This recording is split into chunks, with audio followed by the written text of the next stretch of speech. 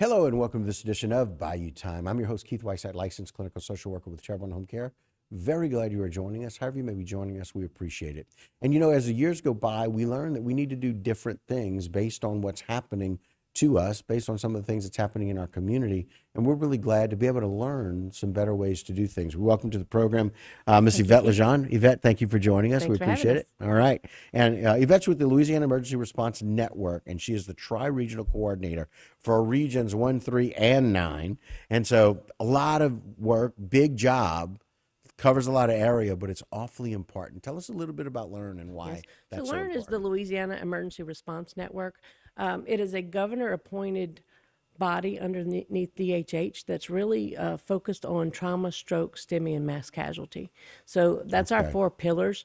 We're a government agency, but the network consists of all of our hospitals, EMS, Office of Public Health, all of our stakeholders that work together to do what's right for our citizens. Wow. And based on those four areas, that's a lot. It is. I mean, y'all are considering, just it's basically community emergency medicine Right. about how we figure out what to do and how to do it. And a lot of things have kind of come up that have led to making sure that we know how to do these kinds of things. Correct. And our state's a very rural state, so all those time-sensitive pieces fit into that system of care, and that's why Learn was created, is to create a system of care that we're doing the best thing for those time-sensitive illnesses. Okay. And just being aware of how to do that and get that out. And so you travel around quite a bit. You'll be able to share with people different programs. And that's basically what Learn is about. It's about education and about making sure that people are aware of what to do in emergency situations. Correct. Yeah. Stop the Bleed is a part of that. We're going to talk about that a whole lot more in the second segment, but let's talk about how Stop the Bleed kind of came to be and why. So in systems of care, it's everything from injury prevention to rehab. So the acute care setting, the EMS, the hospitals, but also rehabbing the patient after injury. Injury prevention is a key factor to that. A lot of people die, 40% of people die of preventable bleeding from trauma. So your traumatic Okay. injuries, 40% are dying from preventable death from bleeding. So our goal is to keep hemorrhage in control until we can get them to the hospital so the hospitals can do what they need to do.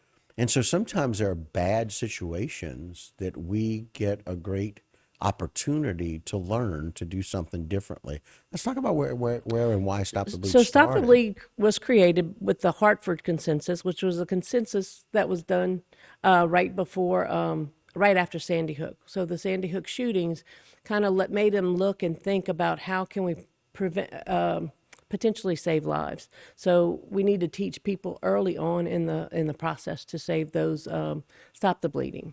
Right. And so it's really interesting how multiple agencies kind of came together and they said, let's see what we can do differently. Let's see how we can maybe change what we do. In the event this happens again, we always want to be a little better prepared, right? Correct. And so I love the fact that they took that perspective from Sandy Hook and said, let's learn. We can't go back and change what happened, but maybe we can change the narrative for if and when it happens again, because we expect that those situations may do that.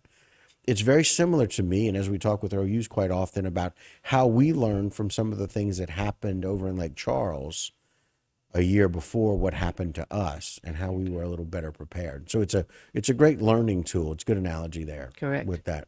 True. And so I love that we're doing that. But the best part about it is that several different organizations came together, law enforcement, emergency response, the surgeons that The you American mentioned. College of Surgeons, yeah, and they've really been a leading force in that whole process. Hartford Consensus came up with THREAT, which is the threat suppression, rapid extrication, and then assessment and treatment of the patient in a big event like a shooting or an active shooter drill. The American College of Surgeons took that another step and went to want everybody to learn how to immediately stop bleeding on the scene. I don't want people to think it just happens with active shooters. We have many accidents or incidents that are caused by other things, roof repair, cutting down trees, any of those things, a chainsaw to the femoral artery. That people are going to bleed out within 5 minutes, and usually EMS response takes at least 5 minutes to get there. So if we don't teach the immediate responder to control the bleeding, then we've lost the opportunity to save lives. Yeah. And so let's tell them where they can get more information. We want to share that Sure. email address. Sure. Go ahead. So if you go to the Learn website, lern.la.gov, and go under trauma with the Stop the Bleed initiative, that you'll be able to request classes. If you go to bleedingcontrol.org, you'll see listed classes that are already there. Yeah, and so there's two different ways to be able to do that. Correct. Use that first website, give that one out again, lern.la.gov. lern.la.gov, to be able to talk about getting a class somewhere, or you can go to bleedingcontrol.org and find out about where. And a lot of classes. a lot of initiatives that we've done so far have been very poignant to specific entities. Okay. So they're not necessarily already listed as public. We're working on getting more public classes listed in our areas. Yeah. And I know that there's some real practical ways to do things, which is why it's good that the American College of Surgeons are involved in this and why they've kind of championed this cause and being able to do that through you guys and thankfully through the governor's office to be able to provide that. But it's really important that we know exactly what to do. So we're going to take a short break. When we come back, maybe you can give us a few hands-on tips. Sure. And we can talk a little bit about Stop the Bleed and what that program is, how we go about doing it, and how we can help save lives in potential situations. Sure. And so we're just very glad that we've learned from some of these difficult situations about what to do better in the future. And I think people think they know what to do, but they really don't. So tell us about the ABCs. Of stopping a bleed. The ABCs of Stop the Bleed is basically alerting your first responders so they're on the way and you're not dealing with this alone. Identifying uncontrolled bleeding, which is a lot of bleeding. It can be arterial, it can be venous, but if it's pooling, if it's a lot, you want to control that bleeding by either putting a tourniquet, compressing and elevating, or packing the wound. Right.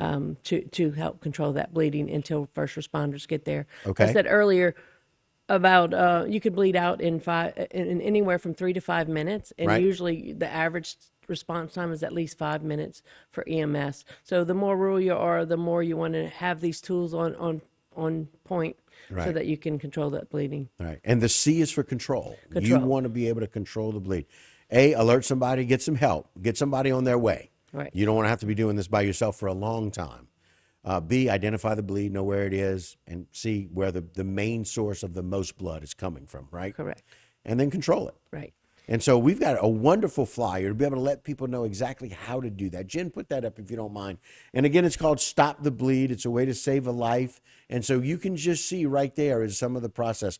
Yvette, walk us through that if you don't mind. Okay, sure. So, of course, on your limbs, your arms, and your legs, tourniquets, if you have a tourniquet available, you can do that. If not, you just press and elevate that limb. For junctional wounds, which is your shoulders and your femoral area, you have large vessels that come out and they bleed a lot, and they're too high up to put a tourniquet on. Okay. So those you're going to have to aggressively control with packing and compression. Right. So you really have to put a lot of weight there, but as long as you get the pressure in the right spot on the right thing, then you're able to do that. And sometimes it's internal. You got to pack that well Correct. to make sure you. And that's something as healthcare providers. I'm an ER nurse and have been for 25 years. We were never taught to pack the wound. We'd put a pressure dressing and then we would reinforce it, Right. but it never got to the right spot. So I always use the thing is, if you have a water hose and you have a hole in it and you go to control that and you stop it, you're going to stop the leak. But if you have a hose and a PVC pipe and both have holes in it and you only put pressure on the top of the PVC pipe, you never really get to the point of where it's bleeding. So it just soaks up into the gauze. So the patient's still bleeding out, they're just doing it neatly. Right. And a little bit slower maybe, but you really need to pack it to make sure we stop that. Correct. And then applying that tourniquet is something unique. We're excited that you are going to be able to show us some of these bleeds and what happens. So walk us through, if you don't mind, what we should do for a bleed Sure. that we have. So we have, this is probably Annie's parts, right? Yeah. So we do have several of these kits in our region that anybody that becomes a trainer can check out. Okay. To do different trainings at hunting clubs, any public space like a church or any of those things. Okay. So our goal is to train trainers and have those trainers go out to the communities. Sure. You reach a whole lot more people that way. Right, and that's what this whole thing is. It's a very grassroots campaign Okay. to try to get that out. So with tourniquets, this is a CAT tourniquet, which is a combat assisted tourniquet, Right. Application tourniquet. It is a looped system. Right. The tourniquet has to be less than 1 inch and greater than 1 inch and less than 2 inches Okay. to be able to be effective. 1 to 2 inches. Got it. In material that doesn't give. Okay. We really encourage having stop the bleed kits in public spaces. So if you're a church, if you're a school, if you're a gym, have that right next to your AED defibrillator so that they have the equipment that they need. Hands on. Tourniquets allow you to quickly put that on limbs. You pull Right. it as tight as you can get it, Right. and you Velcro it. You shouldn't Right. be able to get 2 fingers underneath. I'm right? able to put 2 fingers. Got it. From that point, then you're going to twist the windlass rod, which is this part right here, and it's going to tighten up that tourniquet. It's going to tourniquet off your vessels underneath. You should not have any more bleeding past the wound and have any pulse, right? Okay, gotcha. So you have to watch for continuous bleeding, though, because sometimes people, when their blood pressures come up, what controlled the bleeding initially is not controlling the bleeding now. Anymore. So Gotcha. you would just tighten it up. Okay. So show us so those 2 wounds if you don't mind. With packing, you have wounds here. You could either hold something on it. It could be anything, a shirt, anything clean. Right. And you would put that compression there. But if you have a very deep and gaping wound like these are, then you would use anything that you could find to stuff into the wound. Right. You really want to see where the wound's coming from. And then after you got it fully packed, and then when you press on it, you're able to get the compression to the point that's needed. So you want to pack and press. Pack right? and press. So Pack you're going to and compress press. it and do this. And this really, we've had several incidents where in this region where first immediate responders, the public, the police officer that had the tourniquet, those people have saved people's lives on the scene prior to EMS getting there. And so so- that's why it's so important to get this class out there. Right. Let's put that flyer up one more time, Jim. We want people to know how to stop the bleed. They can find out information at bleedingcontrol.org. They can also go to www.learn.la.gov. .la.gov. And it's LEARN, LERN, which is the Louisiana Emergency Response Network, .la.gov. Very good.